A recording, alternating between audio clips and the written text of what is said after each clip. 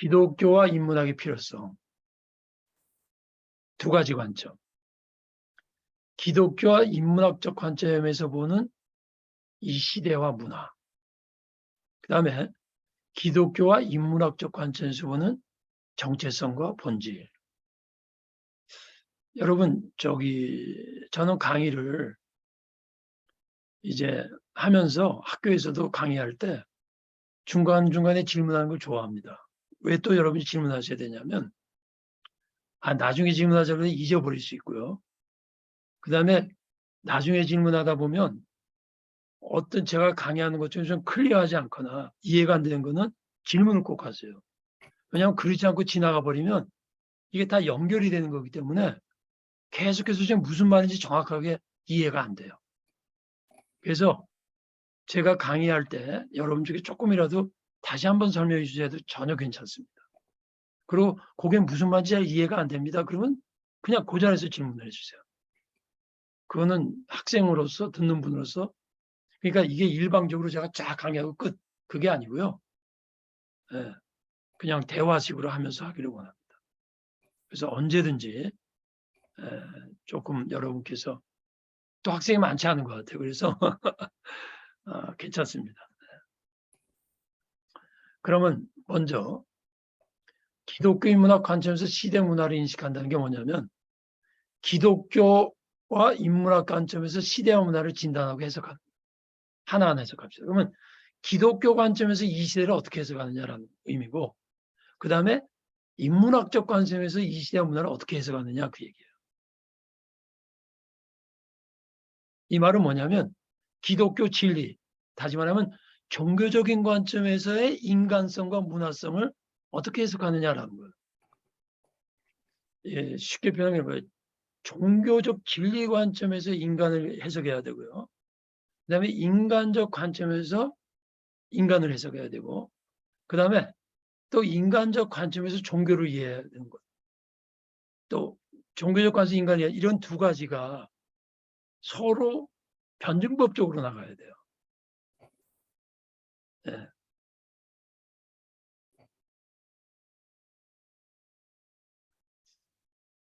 그 다음에 보세요.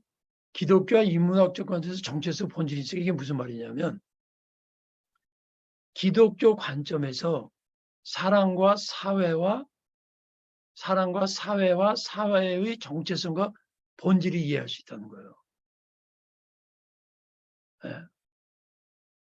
즉 기독교 진리 관점에서 사물과 사랑과 사회의 심층적 이해가 들어가야 되는 거예요. 그리고 인문학적 관점에서 사물과 사랑과 사회를 이해해야 되는 거예요. 클리어하게 이해가 되십니까? 제가 지금 설명드린 게. 네. 이해가 안 되시면 언제든지 질문해 주세요. 종교적 관점에서 사물, 사람의 본질을 이해할 수 있다는 거죠. 이 말은 다시 말하면 인간적인 입장에서는 사랑과 사회의 본질을 알 수 없다는 말이에요.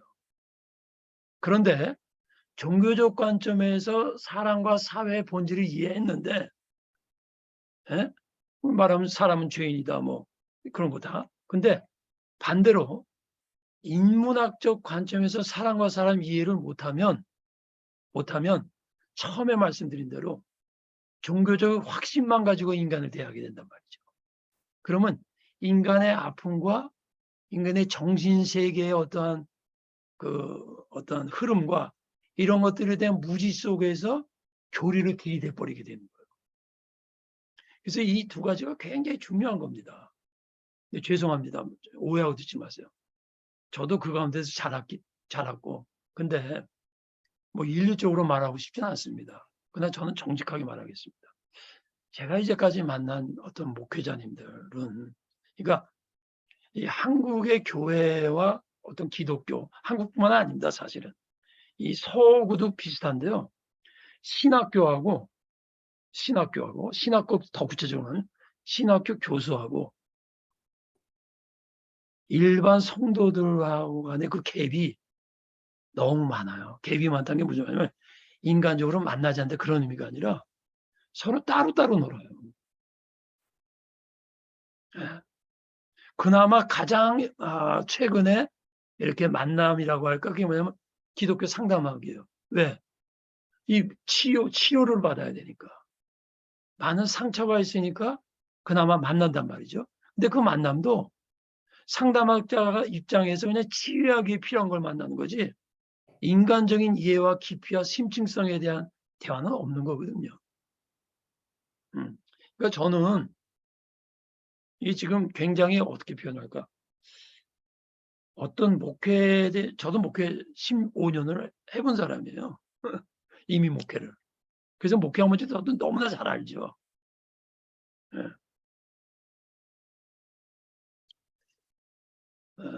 그래서 이제 지식의 밸런스다, 이렇게 이제 제가 표현하고 싶은데요. 무슨 말씀이냐면, 목회나 개인의 삶이나 어디나 직접적 지식이 있고 간접적 지식이 있습니다. 제 강의를 들으시는 우리 목사님이나 장로님이나 뭐 선교사님이나 일반도 성도님들께서는, 자, 내가 목회를 하는데 직접적 지식이 필요한 게 뭐냐면요. 뭐 목회자들 다 아시죠? 뭐겠어요? 어떻게 설교를 잘할 수 있는가? 어떻게 신방을 잘할 수 있는가? 어떻게 인간의 어떠한 상담 같은 거 잘할 수, 이게 직접적인 지식이에요. 근데 간접적인 지식은 뭐냐면 제가 지금까지 말한 인문학적인 같은 지식이에요. 보다 심층적이고 보다 폭넓은 관점에서의 지식이 필요한 거예요. 그게 없으면요, 바닥이 나요. 그 지식이 굉장히 교리적이고 근본적인 데서 깊이 못 들어가게 돼 있어요. 물론 선교사님들은 조금 입장이 달라요. 근데 선교 대상이 누구냐에 따라서 또 달라요. 여러분, 제가 영국에서도 한 4년 살았는데요. 한국 목회자들이 영국에 와서 이제 선교를 하잖아요. 그러면 한국 목사님들이 뭐 방콕이나 무슨 뭐 말레이시아나 동남아시아 선교하는 것 같고 똑같이 하면 안 돼요. 절대로 안 돼요. 왜? 그분들은 기독교 교리나 이런 것도 이미 다 알고 있어요. 그분들은 기독교 역사를 다 지나간 사람들이 쇠퇴한 그러나 기독교 문화 속에서 새롭게 기독교를 접근해 줘야 돼요. 그게 간접적인 지식이에요. 그러니까 저는 지금 아까도 처음에 전제를 했지만 설교, 목회학, 뭐 신학 이런 게 너무 중요하죠. 그러나 그것만 갖고 안 돼요. 역부족이에요. 이건 저희 경험에서 나오는 말이에요. 그다음에 본질적 지식이 있고 비본질 지식, 이것도 다 같은 얘기예요. 본질적 지식이 뭐냐? 성경 말씀, 교리 이런 거겠죠. 비본질적인 건 뭐냐? 말씀 아닌, 사실은 비본질적인 것도 아니고, 또 내가 대조적으로 표현해서 그런 거지. 인문학도 인문학 안에 본질적 지식이 있기 때문에 이 표현 자체도 약간 좀 애매하지만, 이거에 비교할 때 비본질적인 게 뭐예요? 철학적인 거. 제가 이제 누구랑 말 안 하는데 제가 대화할 때마다 참 답답한 게 뭐냐면, 참 훌륭한 목사님인데, 젊은 친구인데 설교하면서 그렇게 철학을 반대를 하는 거야. 그래서 내가 그러면서 그분이 인용하는 성경이 뭐냐면 초등학문을 버리고, 여러분, 그러니까 제가 답답한 게 뭐냐면요. 역사적으로, 자, 우리가 아주 신비하고 극적인 하나님 체험을 합니다. 근데 그 체험을 해석하는 거는요, 물론 체험을 해석하는 데도 성령의 감동이 필요하지만 그때는 체험과 같이 역사하지 않아요. 그때는 이성을 통해서 체험에 대한 이해가 들어가요. 그게 신학이에요. 그게 신학. 그런데 폴 틸릭이나 칼바트라 같은 현대 신학자의 거성들은요, 그분들이 기독교에 관한 책에 보면 다 철학과 인문학과 문학사를 예술사까지 다 다뤄요. 왜 그렇죠? 대표적인, 저희 지난 강의 때도 말해요. 대표적인 예로 칼바트는 다 아시죠? 한 손에 신문을, 한 손에 성경을 그랬거든. 신문이란 게 뭐예요? 현재 지식을 알라는 거지. 예. 자, 그다음 비슷한 얘기인데, 종교적 지식, 인문학적, 교양적 지식. 나중에도 나올 것 같은데, 뭐 또 나오면 여러분들 또 리마인드 하시고 또 들으시면 되는데, 이거는 제가 김영석 교수님 강의를 듣다가 새롭다. 이게 뭐였냐면 그분의 말씀이 이런 말씀하더라고요. 역사를 이끌어간 대표되는 국가가 선진국가 5국가가 있다. 그게 뭐냐면 첫 번째 영국, 독일, 미국, 그 다음에 어떤 나라인데요? 그 다음에 하여간 5나라인데 일본이 이제 동남아시아에서 동양에서 유일한 일본. 근데 그들의 공통점이 있다. 그건 뭐냐면 일반적으로 소수의 학자 말고 국민의 적어도 절반 정도 되는 다수가 100년 동안을 독서를 하는 문화가 있었다. 여러분, 독서의 문화. 여러분 그 일본의 소위 그 근대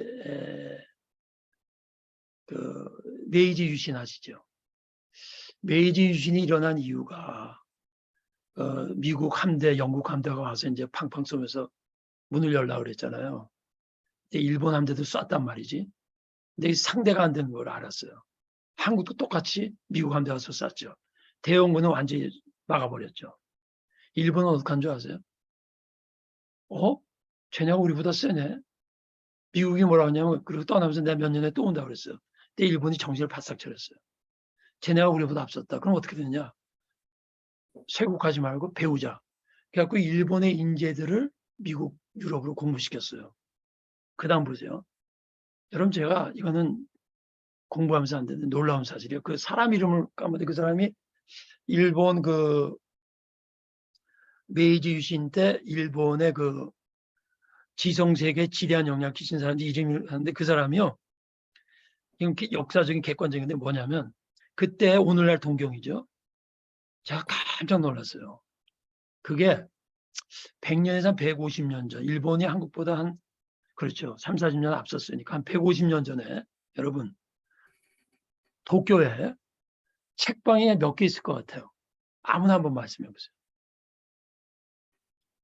틀려도 돼요. 윤영정 목사님. 10,000개 정도? 만개는 아니죠. 150년 전이에요. 150년 전. 네, 150년 전에. 1000개 정도. 150개. 600개가 있었습니다. 여러분, 제가 지금 포항에 살거든요. 그 서울에 가끔 가거든요. 서울 가면 저는 무조건 교보문고 갑니다. 그런데요, 포항에서요, 시내 거리다 하잖아요. 포항에 거짓말 안 보태고요. 책방을 찾을 수가 없습니다.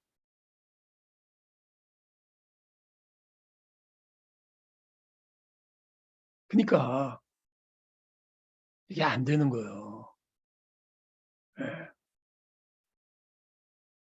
이게 절름발이가 되는 거예요. 그러니까 다시 한번 말씀드립니다. 하나님의 말씀 설교는요. 본질적으로 거기서 생명이 나오기 때문에 그건 없으면 안 돼요. 그건 데피니트리 필요해요. 근데 그것만 갖고도 안 돼요. 그것만 갖고 안 돼요. 그러니까 저는 한국교회 문화를 바꿔야 돼요. 한국교회 오리엔테이션을 바꿔야 돼요. 네.